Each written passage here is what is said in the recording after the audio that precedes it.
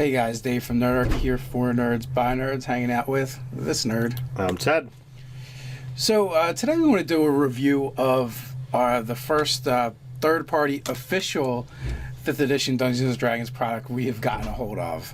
And that's the Machinesmith. Yes. Before we get into that, though, why don't you guys go down to the description below, click on the link for the Nerdy newsletter, or the Nerdarchy the newsletter. Sign up. It's a great way to get stuff delivered straight to your inbox, news on us, gaming tips, as well as learn how to game with us. So Lewis Porter Jr. is the publisher and gentleman that put it out. Mm-hmm.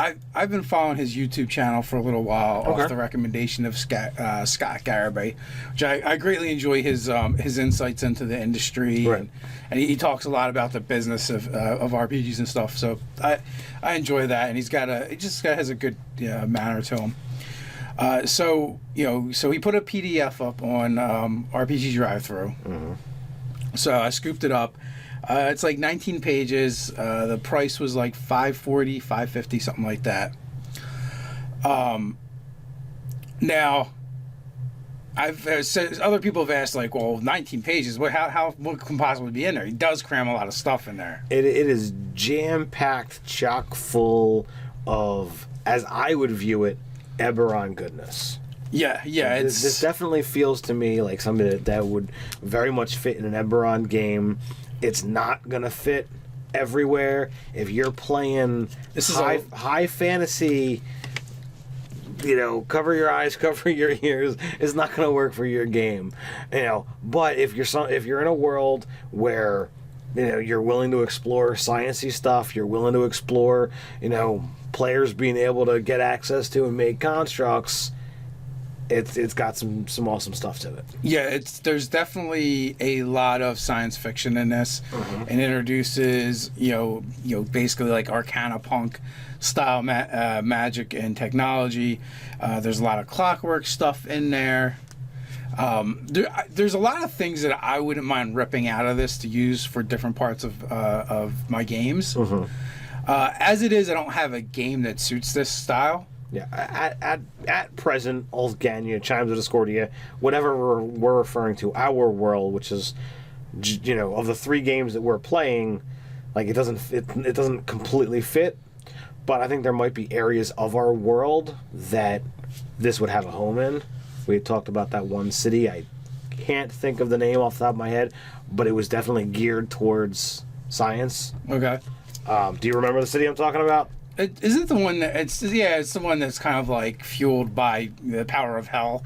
Yeah. Yeah. So there's some steamwork and clockwork stuff going on there as well. You could definitely have this elements. You could if you were accepting of this class in our world, that's where you would have a foundation in. You could take it elsewhere; it would still work in our world. That's where it would start. Now. True. That being said, it's still a little rough for a 5e product, I think. I would agree. There's a couple things that looked as if it was designed by someone who was used to playing more Pathfinder or 3rd edition. Particular terms that were used, bonuses that were talked about, and things that just don't mesh with bounded accuracy. Yeah, like a +5 weapon bonus is far too high. Even for 20th level, because 5th edition doesn't go to +5; it only goes to +3. Right. I kept seeing the term hardness thrown around, and I'm not even sure if 5th edition even uses hardness anymore. To my knowledge, I don't think it does. And like even I hate to put the harsh hammer down, but you have to be careful about specific words that you're using throughout the doc. Throughout the doc, they keep talking about, if you attune your such and such. Well, the term attunement specifically applies to something in 3rd edition. So I would want to go in and change that verbiage to something else. Now that just might be my. Well, he does use attunement throughout the product in the sense that attunement is used in 5th edition. So. So that's fine, but it doesn't specifically say does your great work have to be attuned? Does your Mobius core? Oh no, it doesn't. But they keep saying if you attune your Mobius core, So that's where I kept, you know. Yeah, I see what you're saying there. The terminology is too close to existing terminology of 5th edition. Instead of just saying that he's using attune for it's only usable by the creator, not actually attunement. Because in other places he does actually use the attunement, which is it's fine, it's semantics. But yeah, I can see what you're saying, where there might be room for confusion there with the closeness. To me, that's a minor thing. True. The one thing there's kind of like a couple glaring things. One is the use of proficiency bonuses damage. Right.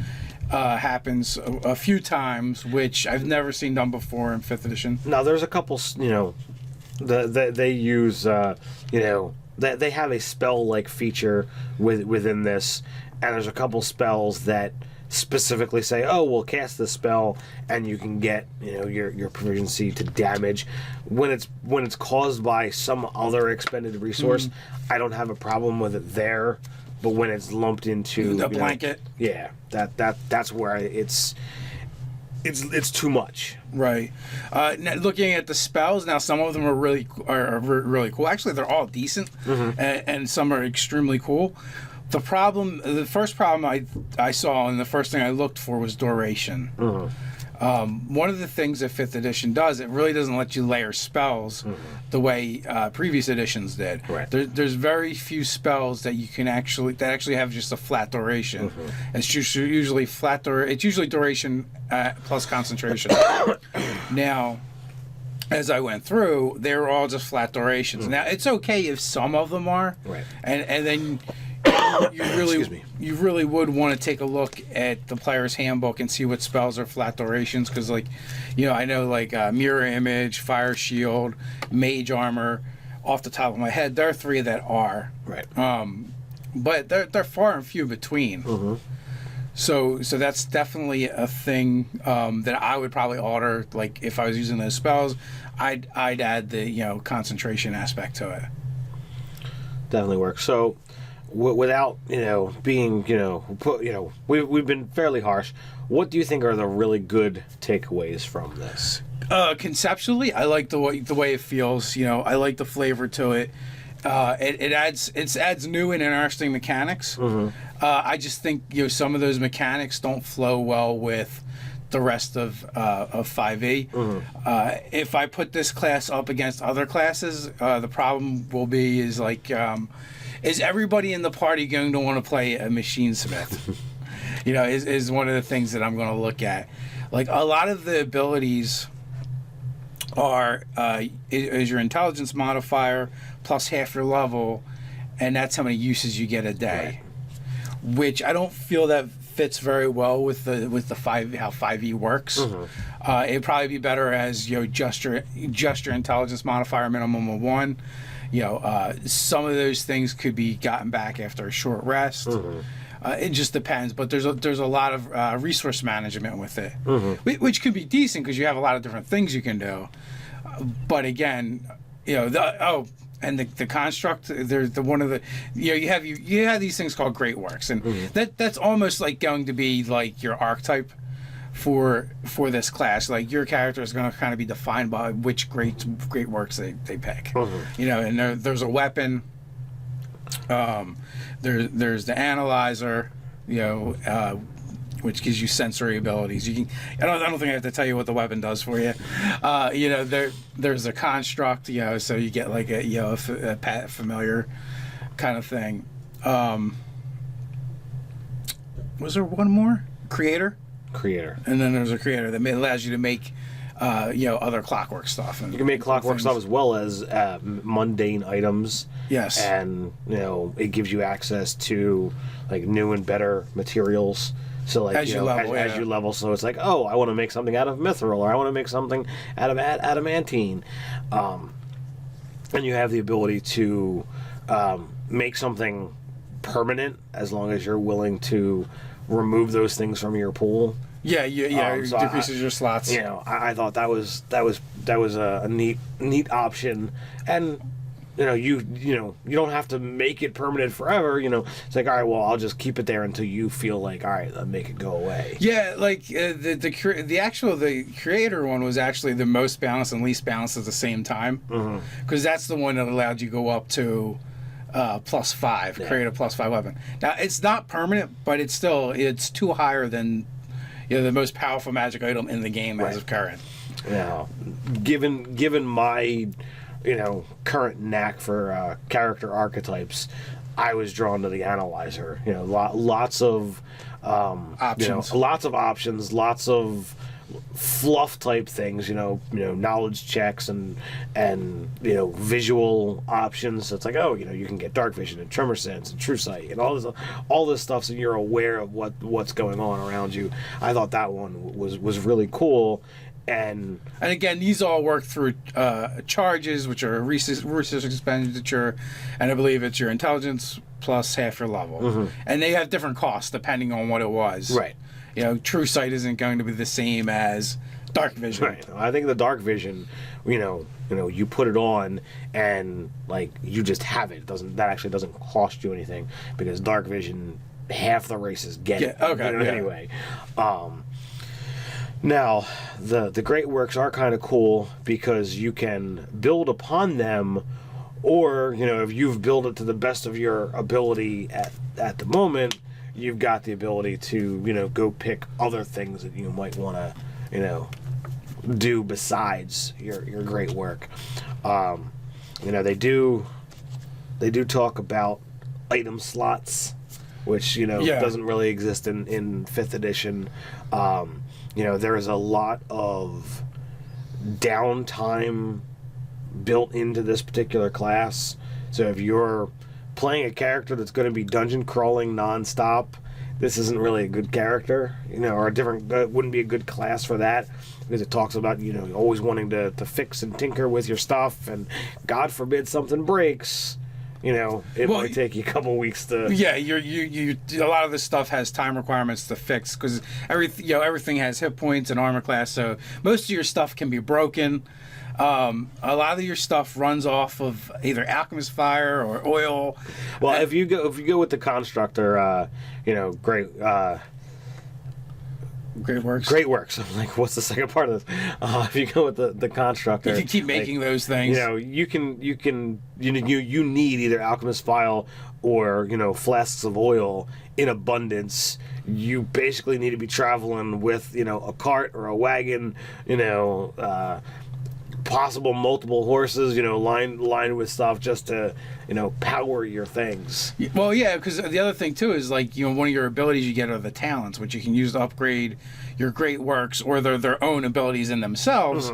But by abilities, you're generally using them to make stuff for a lot of it. And I know right off the top of my head, 2 of those things weigh 50 pounds each. Most of them weigh 30 plus pounds. And the one was like, this thing is made of like brass or bronze, and it's the size of a small log. So like if you have a bunch of those kinds of talents as well, you're going to be restricted in your ability to carry them and bring them around with you as well. Now there's also some things in there that actually increase your carry. like one of the talents is to basically make a wagon to bring your stuff around with you in, because you're probably going to need it. One of the talents is basically a mech. It's plate armor that boosts your strength to an 18. But it requires attunement, legitimate attunement. So it does take up one of your 3 attunement slots, and it requires alchemist fire to actually power it. Right, and if you run out, you're stuck. You are considered paralyzed, and with the help of someone else, it can take you 10 minutes to get out of it. So it definitely it's some interesting things that were added into the game. There are things that I've added previously, so I wouldn't be against it, depending on the style of play that I'm looking for in the moment.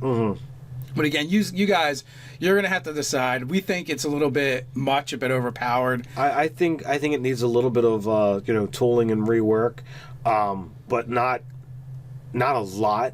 There are minor tweaks. Yeah.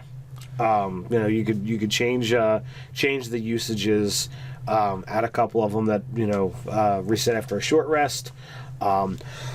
Other things, just limit it all to your intelligence modifier with a minimum of 1, which that particular format. Having that minimum of 1 is very 5th edition. That +5 weapon, you could bump that down to a 3, bump the 3 down to a 2, or make the 1-3-5 be just a magic 1-3, depending upon how you want to suit it out.